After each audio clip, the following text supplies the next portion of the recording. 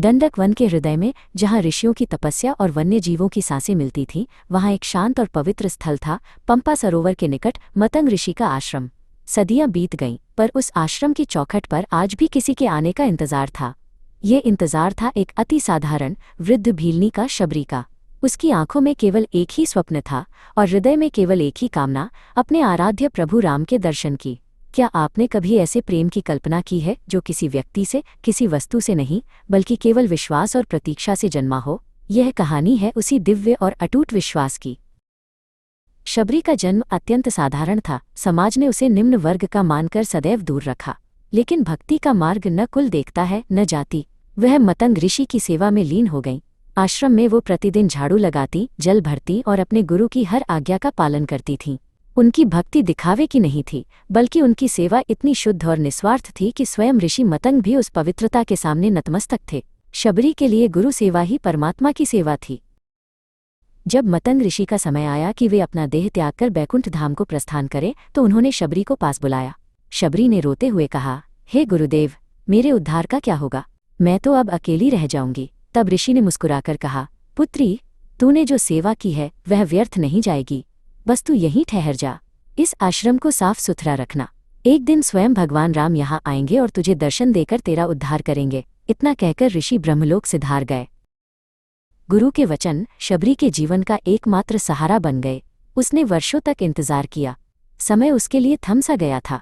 वो हर सुबह उठती, रास्ते को साफ करती, ताकि जब प्रभु राम आए तो उनके पैरों में धूल न लगे।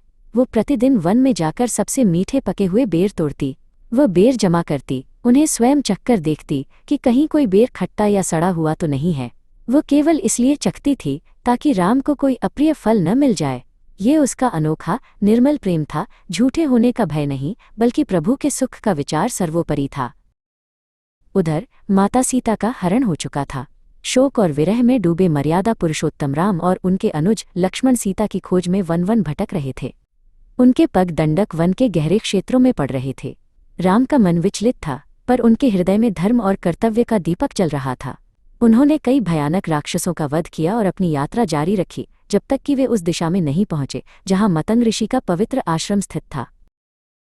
आश्रम के निकट पहुंचते ही राम ने एक अद्भुत शांति महसूस की।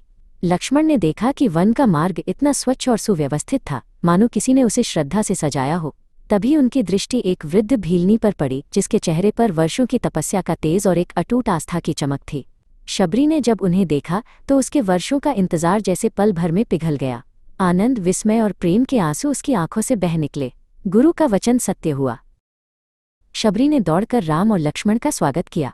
वो कुछ बोल न सकी, बस अश्रुओं से उनके चरण धोती रही। उसने अपने हाथों से मिट्टी के पात्र में जल लाकर उन्हें पिलाया और उन्हें बैठने के लिए आसन दिया। शबरी के लिए राम केवल अतिथि नहीं थे, वे स्वयं परमपिता थे, जिसके लिए उसने अपना संपूर्ण जीवन समर्पित कर दिया था। उसकी सेवा में किसी प्रकार की औपचारिकता नहीं थी, केवल हृदय का शुद्धतम भाव था। फिर आया वो पल। शबरी ने प्रेम से भरे अपने बेरों की डलिया आगे बढ़ाई। प्रभु, उसने कांपते हाथों से कहा, मैंने इन्हें स्वयं चखकर देखा है।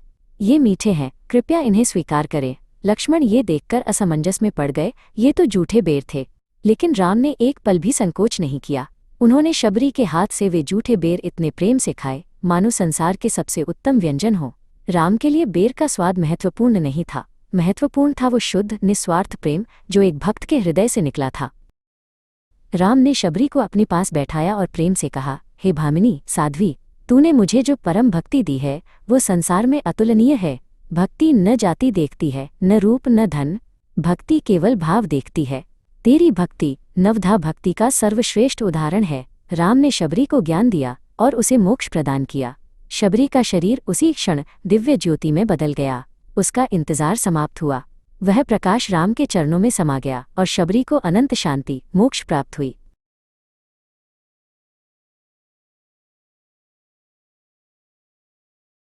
शबरी की कथा हमें सिखाती है कि सच्चा विश्वास और शुद्ध प्रेम दुनिया के सभी बंधनों से मुक्ति दिला सकता है।